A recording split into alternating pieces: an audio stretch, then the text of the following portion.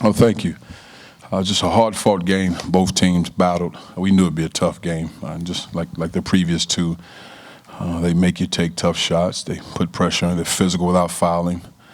They have one of the best guards in all of college basketball. He does a tremendous job of making plays, rebounding, defending, getting steals. Really good shooters. So just we knew it'd be that. I mean, at this time of year, it's anybody's game, and we had to be locked in. And I thought our guys did a great job down the stretch, finding a way to get a win. Questions? Jeff? Jabari, can you talk about the fact that in each half you guys stretched out to double-digit leads and then you had to fight them off, and talk about those three-pointers that you kept hitting every time they took the lead late in the game? Well, Oregon State, they're a tough team. They're scrappy. They always fight back. So once you get a lead, you can't get comfortable with them because they always find a way to get back into games, and then they always find a way to make things grimy. But they're a talented team, and it was a good win for us. And as far as the three-point shots, my teammates did a great job of finding me. I just did my job.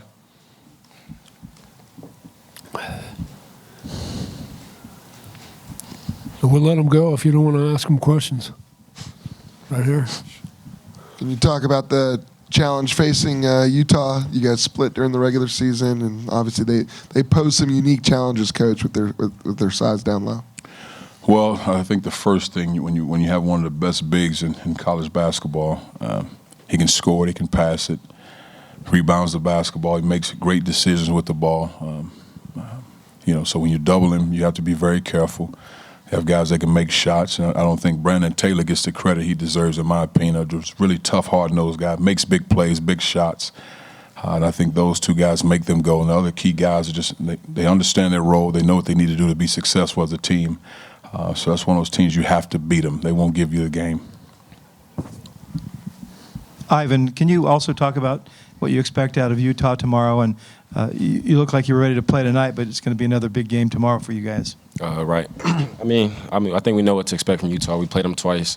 We split, but we know going into the game it's going to be a physical, tough game. You have to make the right decisions, take care of the basketball, finish around the basket, and just take the challenge because they have big-time players and we have big-time players as well. So it just comes down to who wants the game more. In the back. Ivan, can you talk about playing in the Pac-12 tournament for the first time for you, what the atmosphere was like, and just the general emotion you were feeling out there with the fans and your teammates? Right.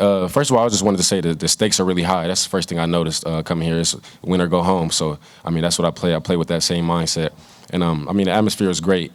I'm sure as tomorrow night's game will have a lot more fans, but at the same time, we had a lot of support tonight as well as Oregon State. And we took care of business, and I'm just glad to be playing tomorrow. Right here. Anyone can answer this, but you guys had trouble during the season at neutral sites, or on the road in general. Is it kind of like not a weight brought off your shoulders, but does it build confidence to win a game like this after? It's just a good win against a good team, and the fact that we did it on the neutral site, it helps a little bit. But we're not too concerned with that right now. We're just trying to move one game at a time, and whoever we play next, tough opponent or not, just got to go out there and win ball games. Right behind it.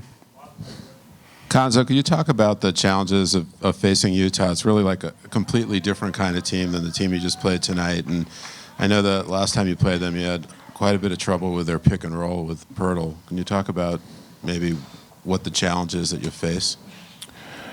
Just when you talk about the pick and roll defense at their place, they have to do a better job of tightening the screws up. And I thought we had a lot of breakdown, and that guards picked us apart off that high ball screen. They made plays, and they dumped off to Pirtle. He made plays if he didn't have a shot. So they did a great job executing what they were trying to do. So, we obviously have to watch film on that and make sure we tighten what we need to tighten up to be ready for that. But they have a lot of different options. They do other things. And I think we're a better ball screen team defending at this point than we were at that particular time. But they made plays.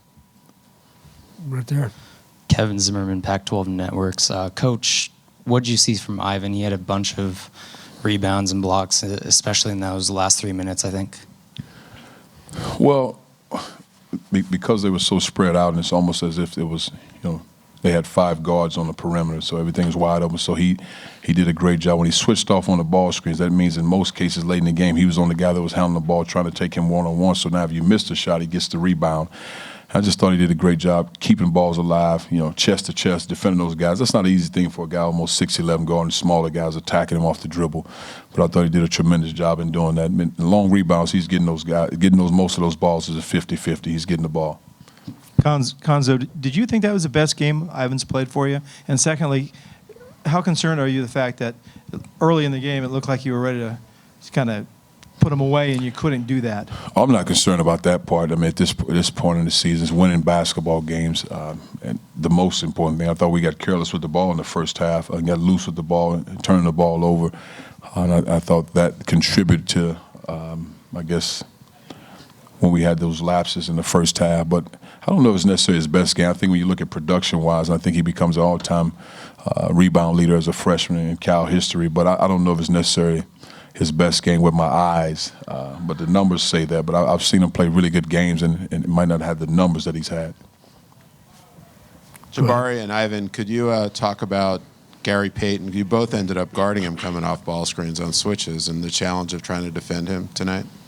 I would just say, I mean, he knows how to play the game. He knows where to pick his spots. For me, trying to guard him, he's lightning quick, so it was kind of tough for me to keep my hands off of him. But, I mean, it just goes to show what I need to improve on. I take that personal, so when I get a chance, I'm definitely going to work on my lateral quickness because I want to be able to switch on the guards and get stops. But, I mean, he did everything he could to carry his team. I think he had like 16 rebounds. 17 rebounds. I mean, he controlled the game. He's a great point guard, like Coach said. I don't think I've ever seen that before, 17. Jabari, you have a reply to that one? Yeah, basically what Ivan said. Great player, great point guard. He leads his team. He does everything for them. And, staying in front of him is hard, but he picks his spots. Real smooth player. Okay, well, we'll see you tomorrow. One more? Okay, go ahead. Yeah. I was going to say, Coach, what do you remember most about that last meeting in Salt Lake City against the Utes? Well, one, we left out of there with a loss, so I remember that part, and I guess that's the most important thing. But they played well. They protected their home court. Now it's a neutral site, and here we go. But they did their job. Jim? Konzo, I know it's a still evolving process, but when you look back at November, December, the trip to Australia and everything, how far have they come just in terms of cohesion and the things that they've done together? Oh, they've come a long way. It's just hard when you try to gel a team. And even though we have young guys, I don't think you can use the word young anymore because everybody has some youth. I think we had so many new guys. Because when you look at the team, Tyrone Wallace was an all-league guy that played for 3 years. Jordan Matthews played for 2 years. Jabari was injured most of his sophomore year. Sam might average 15 minutes a game. Now you bring in new pieces. So it's not as if you had 9 guys returning on a team. And then you bring in 2 high-profile young guys, and you try to gel it in with what they do well with a team. It takes time, and just understand what it means to win ball games and what it means to be a team and have team success. And not to say anyone was selfish, but the adjustments that you have to make. And even for me as a coach, it was a process. I was learning. I was going through it because your job is to put guys in position to be successful. So earlier there was so many unknowns of what guys' strengths and weaknesses were, and then you have to work through it. And obviously they've done a great job adjusting, and you see the results of it now. You won 9 out of the last 10 games, and that's a result of those guys understanding what they need to do to be successful as a team. All right, Coach. Thank you much. Thank See you. Tomorrow.